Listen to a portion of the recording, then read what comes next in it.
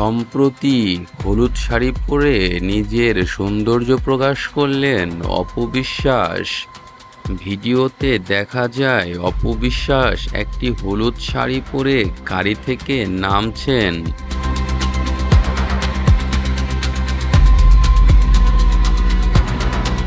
যদিও এই কুকুরটি অপু বিশ্বাসের সাথে কখনোই দেখা যায়নি। শোনা যাচ্ছে বাসায় পোষার জন্য এই কুকুরটি ক্রয় করেছেন তিনি।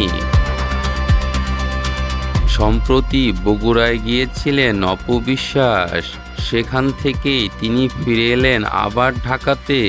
ঢাকায় এসে বিভিন্ন অনুষ্ঠানে এবং উদ্বোধনী অনুষ্ঠানে যোগ দিচ্ছেন ইতিমধ্যেই। সেখানেও নাকি এই কুকুরটিকে নিয়ে যাচ্ছেন অপু বিশ্বাস।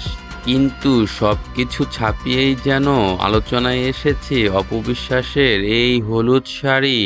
এই শাড়িতে অপু বিশ্বাসকে যেমন আকর্ষণীয় লাগছিল, তেমনি তাকেই মনে হচ্ছিল ঢালিউডের একমাত্র কুইন। বন্ধুরা, তোমাদের কি মনে হয় অপু বিশ্বাস কি আবারও সিনেমাতে রীতিমতো অ্যাক্টিভ হয়ে যাচ্ছেন?